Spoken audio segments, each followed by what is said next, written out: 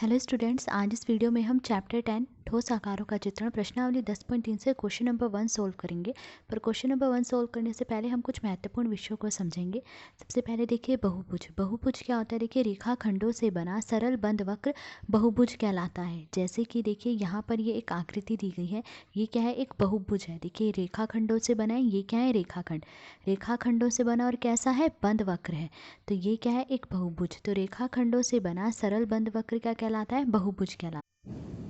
अब देखिए बहुफलक। बहुफलक क्या होता है? देखिए बहुफलक वह ठोस है जो बहुभुजों से घिरा होता है। ठोस यानी जिसकी लंबाई चौड़ाई और ऊंचाई हो, वो क्या होता है? ठोस। तो बहुफलक वह ठोस है जो बहुभुजों से घिरा होता है, जिनको फलक कहते हैं।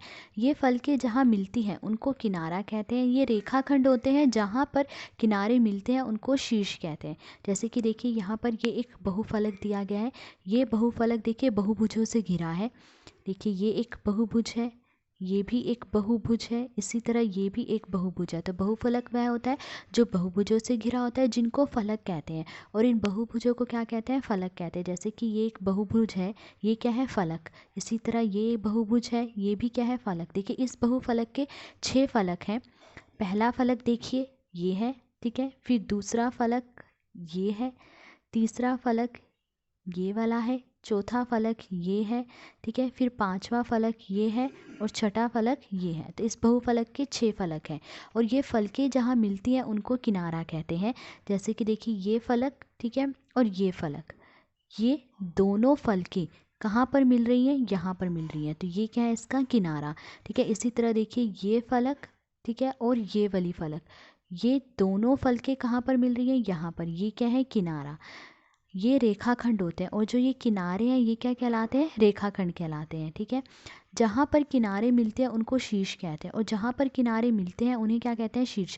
जैसे कि ये और ये दो किनारे कहाँ पर मिल रहे हैं? यहाँ पर। ये क्या है? शीर्ष। इसी तरह ये किनारा और ये किनारा, ये दोनों कहाँ मिल रहे हैं? यहाँ पर। ये क्या है? शीर्ष। तो ये है बहुफलक।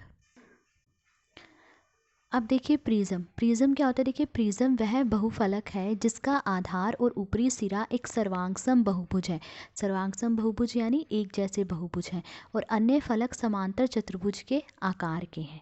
तो प्रिज्म वह बहुफलक है जिसका आधार और ऊपरी सिरा एक जैसे होते हैं और अन्य फलक जो है वो समांतर चतुर्भुज के आकार के होते हैं। जैसे कि देखिए ये एक प्रिज्म है, यहाँ पर देखिए ये है इसका आधार और ये है ऊपरी सिरा। तो देखिए आधार और ऊपरी सिरा एक जैसे हैं और बाकी के जो फलक हैं वो समांतर चतुर्भुज के आकार के। बाकी के फलक जैसे कि ये फलक देख लीजिए, ये एक समांतर चतुर्भुज है। समांतर चतुर्भुज कहते हैं जिसमें आमने सामने की भुजाएं समान और समांतर हों। तो देखिए ये समांतर चतुर्भुज है। इसी तरह इसका ये वाला फलक देखिए, ये भी एक समांतर चतुर्भुज है।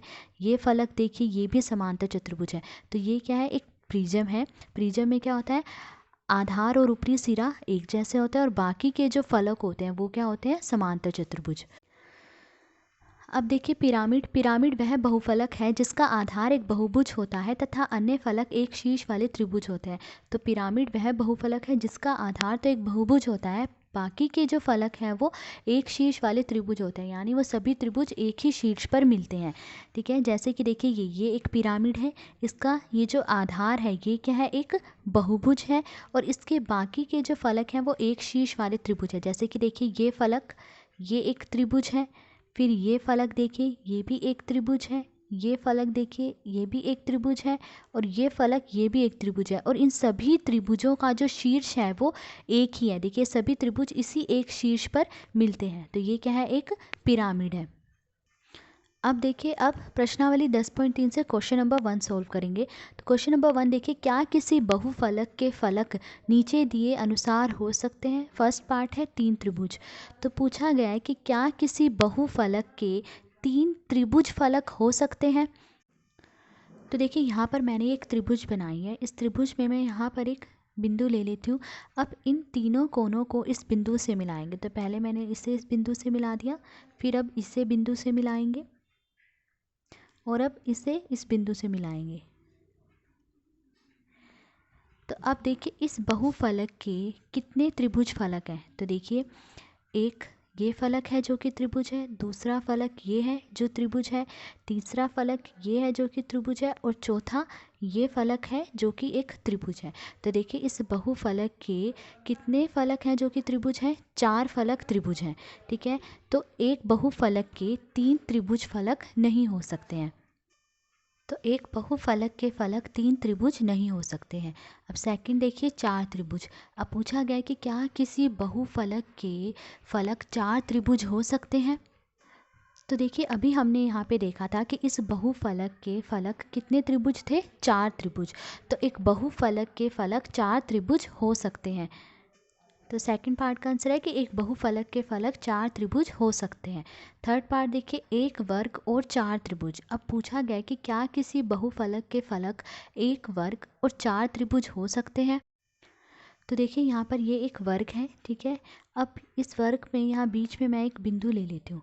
अब इन चारों कोनों को इस बिंदु से मिलाएंगे। तो देखिए पहले मैंने इसे इस बिंदु से मिलाया, ठीक है, फिर इसे बिंदु से मिलाया, फिर इसे इस बिंदु से मिलाया, और फिर बिंदु से इसे मिलाएंगे। तो अब देखिए इस बहुफलक के कौन कौन से फलक हैं। देखिए एक फलक तो ये वर्ग है, ठीक है। इसके अलावा देखिए एक फलक ये है जो कि त्रिभुज है, फिर दूसरा फलक ये है जो त्रिभुज है, तीसरा फलक ये है जो कि त्रिभुज है, और चौथा फलक ये है जो कि त्रिभुज है।